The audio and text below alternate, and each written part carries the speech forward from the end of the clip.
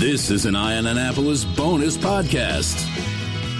Joining us on a Zoom call today, we have the Annapolis Rotary, and these guys did this on purpose just to mess with us, but we have Chera, Howey, and Chara, Hutzell, okay, and they had to have the alliteration in the names. Both of these ladies are with the Annapolis Rotary, and it is a special year for the Annapolis Rotary. But first of all, welcome on to the podcast, Chera and Chara. How are you guys today? We're good. Thank you. I'm good. Thanks, John. You guys are celebrating a big year this year, right? Yes.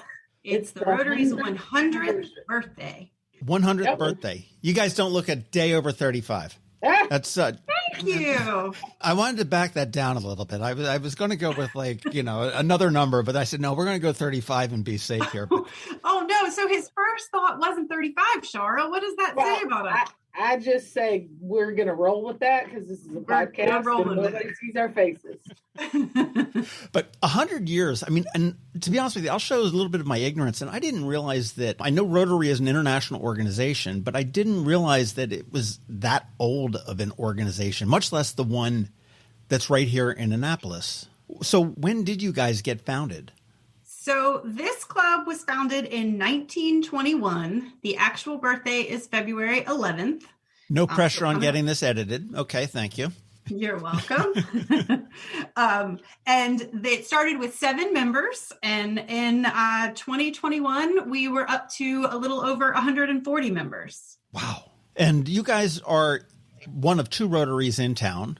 You've got the Annapolis Rotary, and you do have the Parole Rotary, and you guys have different initiatives. I will say that without you guys and collectively, this town would be a lot worse off than it is.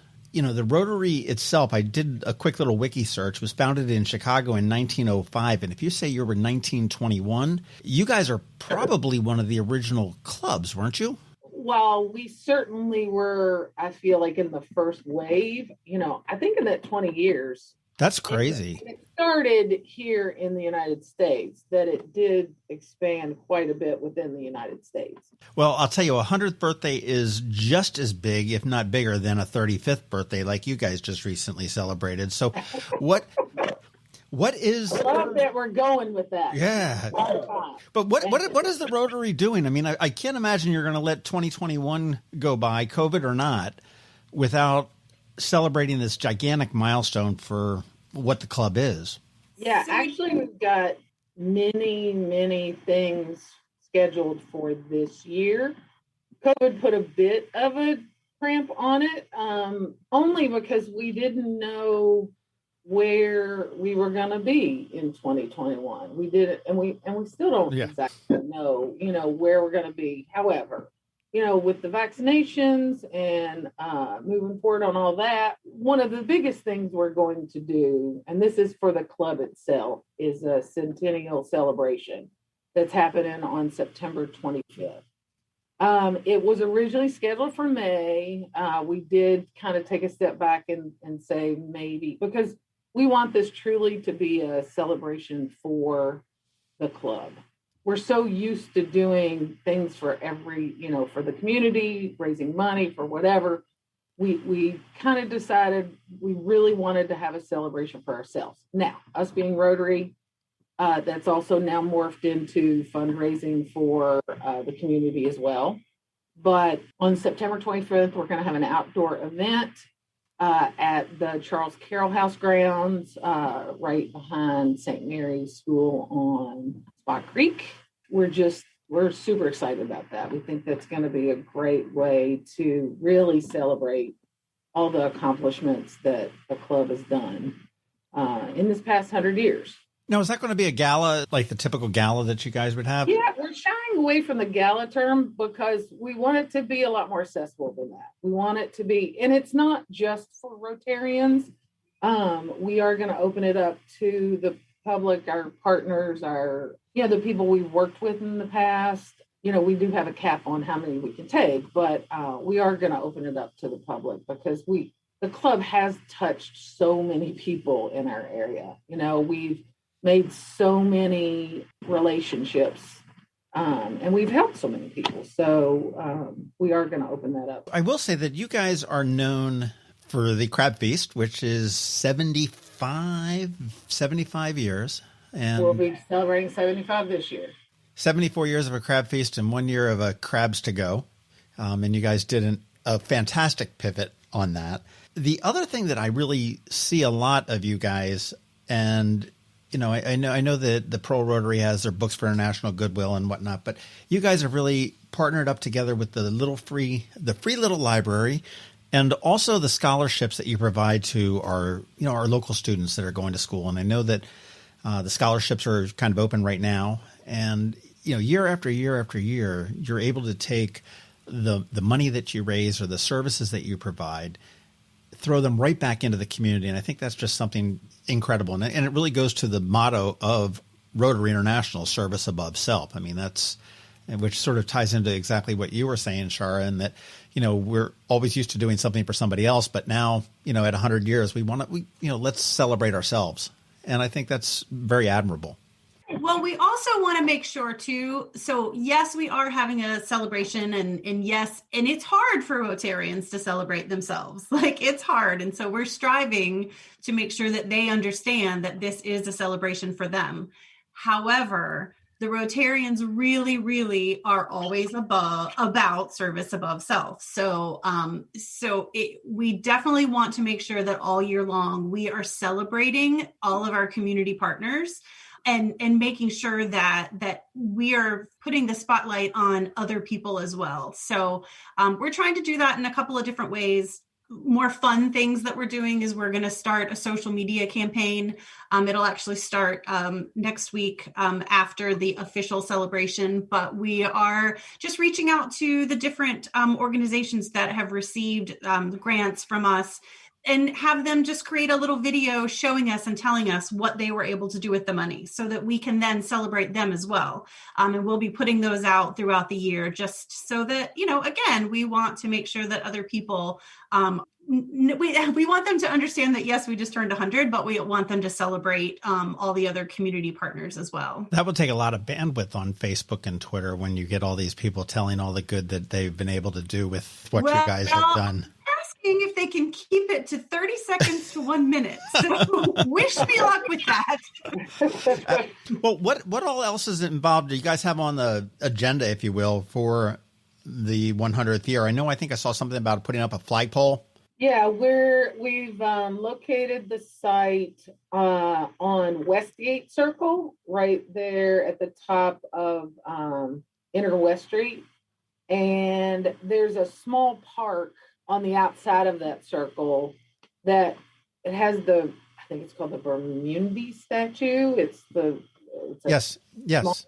Arts and that Italian guy that showed up one day. Italian guy, yeah, Arts and Entertainment District. But also, it's where 25 years ago, for our 75th anniversary, Rotary buried a time capsule there to be opened in another 75 years. So, the city, we're working with the city to erect a flagpole there in the same area.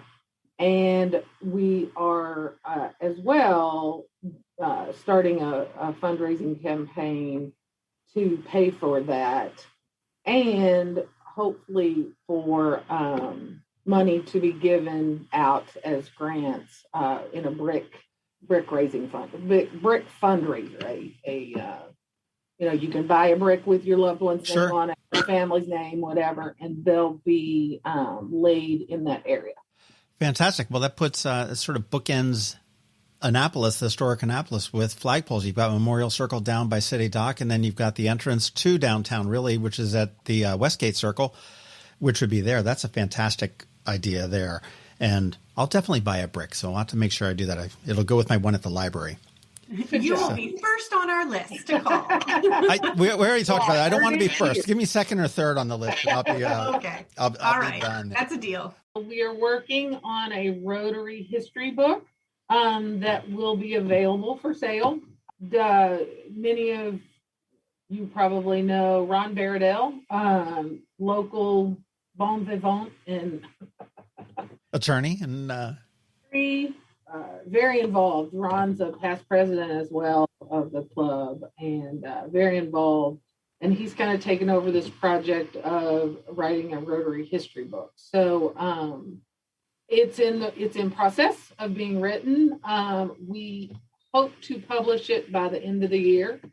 But from what I understand, it's delightful. It's not just, Rotary did this, Rotary did that. I think it's kind of a verbal or a written telling of not only the Annapolis Rotary Club, but kind of our wonderful area that we live in. I imagine over 100 years, you got a bunch of great characters that have come in and out of the Rotary. Absolutely. So that would be fantastic. Okay, so now I need to start my top 10 gifts for Christmas 2021 list. Okay, with the Annapolis Rotary History Book, which hopefully will be out by the end of the year. You, John, for Christmas, you need to buy the Annapolis Rotary History Book, and you need to buy the Annapolis Greens crab compost that comes out of the crab leavings from the crab feast. Right. That was great compost. Actually, I bought a bag 2 years ago because they didn't do it this year. They ended up doing pumpkins this year, I think, because you guys did the crabs to go, and you guys really pivoted really well on that. And as everybody did with everything, I mean, you sit there and look and go like, oh my gosh, how are we going to do this? And I think that's great to see that everybody's been able to do that. The history book on my list for the end of the year. I'll definitely keep a lookout for that. But now, Chara, you had mentioned this time capsule that was put in 25 years ago. I mean, how long have you guys been involved with Rotary, each of you, and what's your role within the Annapolis Rotary? We're bookends as well. So I joined in 2000, and Chera? I joined in 2020 in the middle of COVID. So we each have a little bit of a different story. I have been familiar with Rotary for many, many years. In my past job, with one of the local hotels in town, I was working with the Rotary, with their fundraisers and their holiday party. And of course, knowing Chara, I guess we should say Chara and I worked together for many, many years. So I knew Chara, of course. I volunteered at the Crab Feast. So I was sort of all around Rotary. But now I can say I'm officially a member, which is awesome. So my role right now is I'm on the PR marketing committee. I am also co-chairing with Chara for the Centennial Celebration. And then I am also going to be the co-chair for the 2022 Black Tie and Diamonds, which is our annual fundraiser, besides the Crab Feast. Right. And do you have a role? Are you the assistant Grand Poobah or the Grand Poobah of the Rotary? Chara. So not me, but Chara has worn many, many, many hats, including the president of the Rotary and running the Crab Feast. But now she can tell you what she's doing. Yeah, I currently, I am in charge of the entire Centennial Celebration year. So within that is the Centennial Celebration, which Chera, she says we're co-chairing. I think she's actually chairing it all by herself because I've done that to her. But so I'm overseeing everything that's happening for the Centennial year of Rotary, which includes now the celebration, the brick fundraiser, the flagpole project. We're working on an international project. And when I say international, you're going to think because we're where we are, I'm talking overseas or something like that. But what we're kind of trying to work on is to have an international project that affects our immediate area. And Rotary's big, Rotary International's big pushes, big focuses, are water, shelter, food, that's the things that they focus in on. So we're trying to kind of focus that as well on something we can do, perhaps with the Chesapeake Bay, perhaps with homelessness in our area, perhaps the food shortage, perhaps, but we haven't really settled on that yet, but more to come. Fantastic. Well, I know that the Rotary, I think I got a press release from you all the other day and said that the Rotary is for people from 30 to 100. And my question is do you have somebody that's 100? Or is that just marketing fluff? Unfortunately, we did, but unfortunately, I understand he is no longer with us. He passed away last year. Yeah. That's, but that certainly does go to speak to the level of dedication that the Rotarians have, that somebody would continue probably well beyond retirement in giving back to the community. Well, and John, speaking of that, I mean, I will say one of the things that is really important for us to make sure that people are aware is I know that the traditional stereotype of the Rotarian is, an older gentleman in his retired age. And that really has changed. I mean, there are women, many, many women, which... Oh my gosh, they accept women into there? I know. It's funny to me, though, that some of the older Rotarians will say that some of their friends don't even realize that Rotary accepts women. So I find that to be very interesting. But we've had many women presidents. But anyway, and we're also getting working women and working men and people in their 30s and 40s. So it's just really become a much more diverse group of people than what I think the traditional stereotype is. Well, I think it's exciting because I think we're also seeing that just society in general has changed. I mean, there's a lot of giving going on. And before we started talking, we talked about some good in COVID. I mean, we're looking at Feed Anne Arundel, and we're looking at some of the different things that have come out, and people are helping other people. That's really the bottom line, what this is all about. And I think that you're seeing, as much as us old folks will like to diss on the millennials and the whatever the gen that comes after them, about the lazy good for nothings, playing video games at home, but they really are getting out there. They are really, to borrow a word from Gene Deems, but making a difference in the communities where they are. And I mean, it could be a gaming community. It could be a physical town community. It could be a global community. And that makes perfect sense that you're seeing a younger crowd come in, which is really exciting and energizing, because that keeps a 100-year organization going well into their second centennial. We also sponsor the Rotaract Club, which is members 18 to 30, I believe. And so obviously we are wanting to foster that giving mentality at a younger age. And then if we're hoping that when they sort of age out of Rotaract, that they'll just kind of come on into the Rotary Club. What's the difference between a Rotaract and a Rotary? Age. Is that okay? So pretty much they do the same thing, but on a smaller scale? Yep. Okay. That was kind of set up for people who were just starting out their careers, coming out of school, whatever, that really, there was a point, I think, that perhaps the dues, what it costs to become a member of Rotary, because our club does lunch meetings every week. So, there's a cost involved in that and whatever. And it was a little bit, and then you have a lot of sweat equity in the club. You do a lot of time.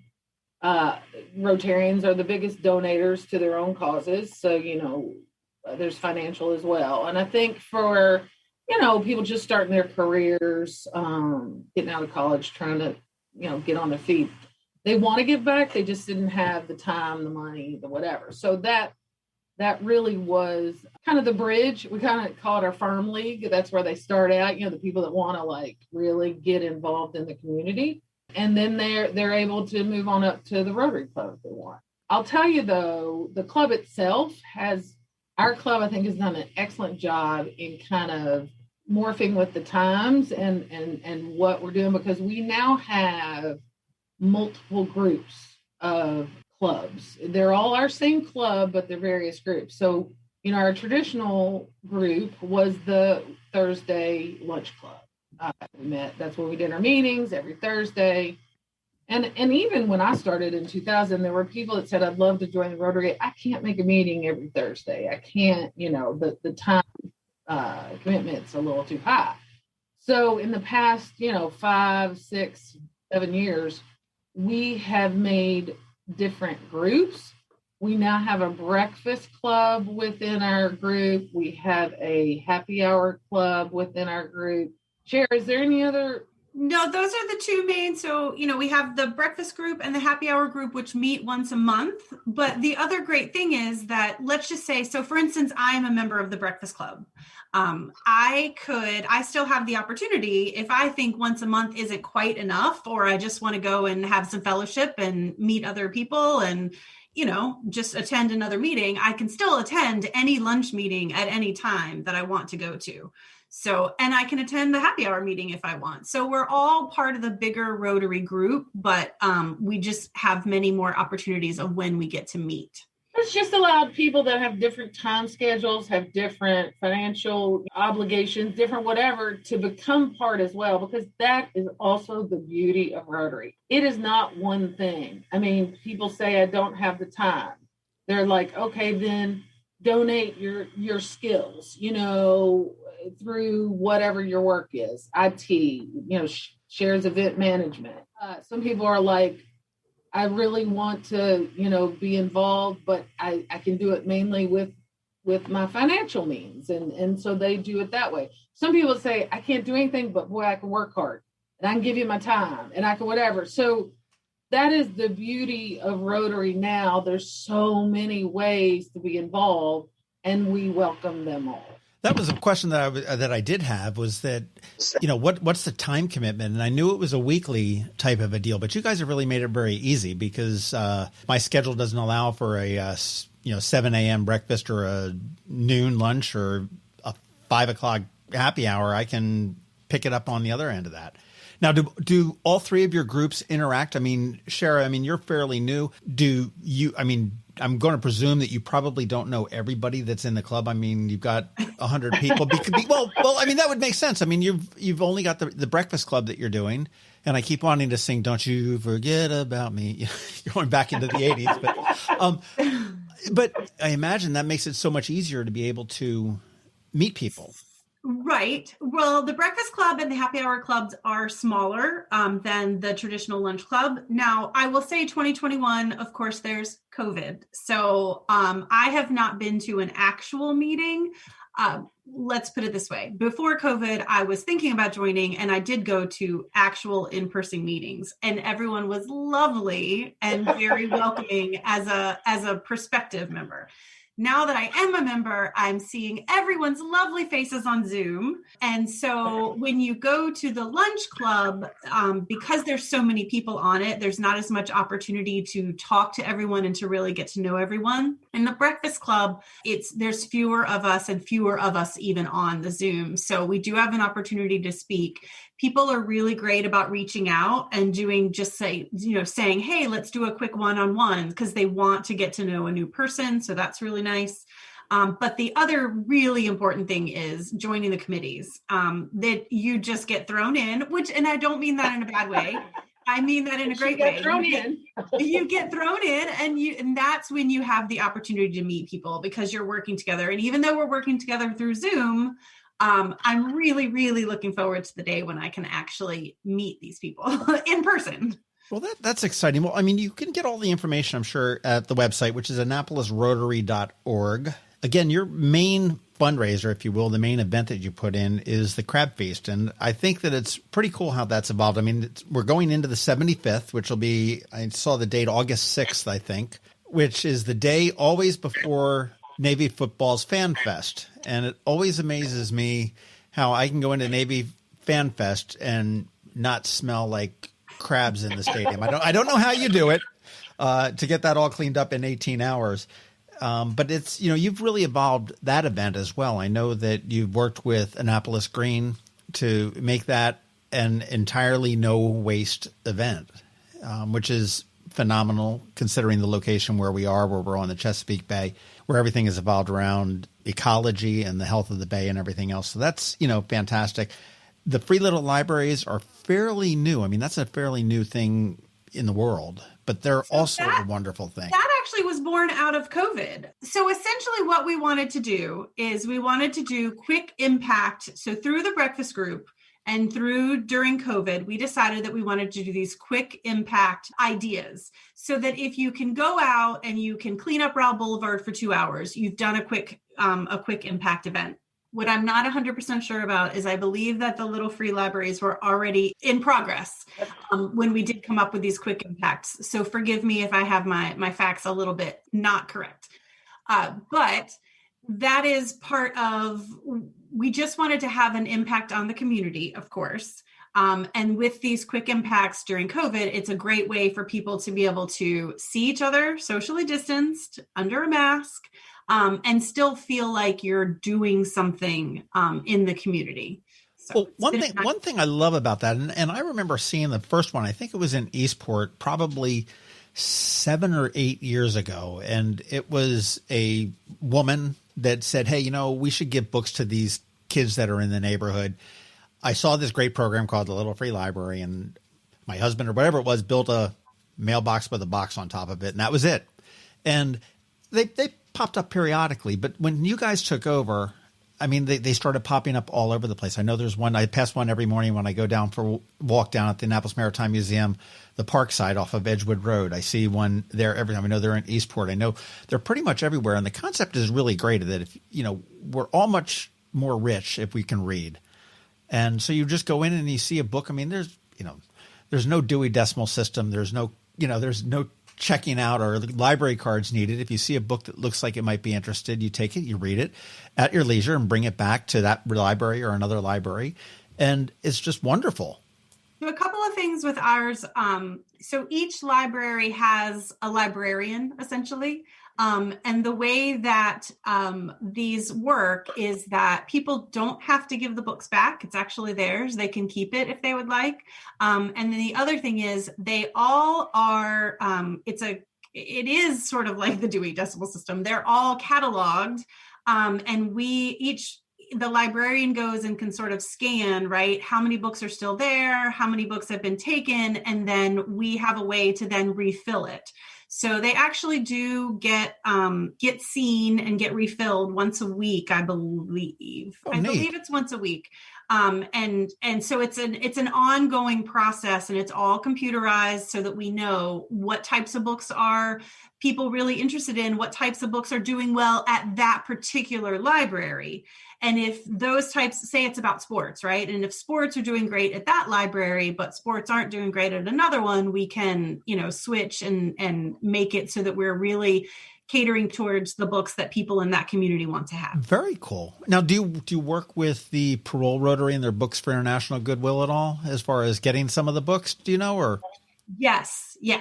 I tell you, those things have popped up all over the place, and I think that's just wonderful. If we can do anything, you look at some of the organizations, you look at STARE, you look at Seeds for Success, and all the great things that they've been doing in the community, and this just certainly supplements this here.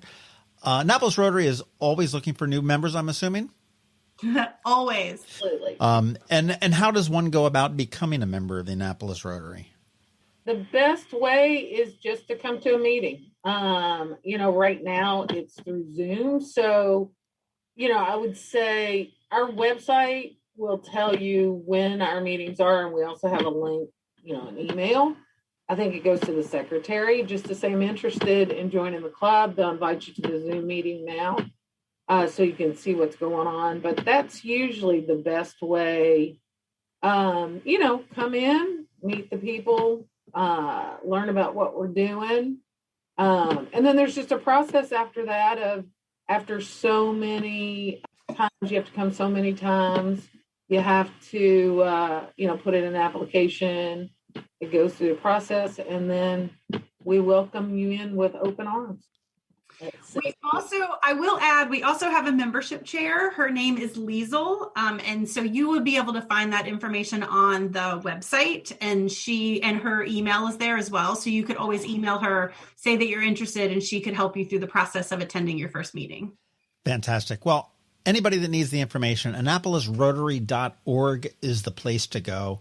And with us on a Zoom call is Chara Hutzell, past president and wearer of many hats, and Chera Howey, who is a wearer of one hat now because she's a brand new one at the Annapolis Rotary. And she has many. She just hasn't told you yet. But celebrating 100 years is absolutely amazing. I mean, the Rotary was founded in 1905. The Annapolis Rotary was founded in 1921, February 11th. And I'm looking forward to seeing what comes in the next year as you guys celebrate yourself, which you should be doing. The flagpole up at Westgate Circle, the event on September 25th, which I'm everybody's got their fingers crossed that we'll be out of this COVID situation and be able to actually get together and see different events come back to life again. So that's a lot of exciting time for Annapolis Rotary. Are you guys the oldest service organization in town by chance? Do you know? I mean, I know there's a zillion of them. I mean, they've got Zonta and Kiwanis and Elks and all those. I don't know the answer to No. that. I don't know. I'm sorry. Got it. There are many very, very good clubs in town. It's not, I mean, does 1921 just seems so old and staid? I mean, and I say that in a very good way. I don't mean that to sound like it's bad, but I mean, that just seems like it would be one of the originals, if not the original. But can we say that we are, just for the purposes of this podcast? And then, we'll fact check ourselves later. There's a restaurant in town that does really well, and somebody asked me, said, "Why does he do so well there?" I said, "Because he tells everybody he's the best." Absolutely. It's like, and so is the Rotary. I said he's good, he's solid, but is he the best? I don't know. I mean, it's like, no, man. I live with a fact checker. I don't think I'm gonna go there. Well, I'm gonna say we're the best and the oldest, and come join me. The most recent survey by my mom says I'm the. But yes. Chera Howey and Chara Hutzell, thank you very much for your time today. Everybody should go to AnnapolisRotary.org. Find out all the great initiatives that they're doing, especially the ones that are going to be doing this coming year, 2021, as they celebrate their centennial of 100 years. And, personally from me, thank you guys and everybody else in the club, all the Rotarians, for everything that you have been doing for 100 years. And I'm excited to see the snippets from everybody on how you guys have impacted their organizations and their communities over the last 100 years. That's last century. Wow, that's amazing. And we only look 35. That's true. Together, you're 70. Okay, so you're not even as old as the organization. This is great. This has been a bonus podcast from Eye on Annapolis. Please visit us at eyeonannapolis.net. Follow us on Facebook at All Annapolis and on Twitter at Eye on Annapolis. And if you haven't subscribed to the Daily News Brief podcast, go for it. And all of your local news will be delivered to your phone, tablet, or smart device by 6 a.m. every Monday through Friday.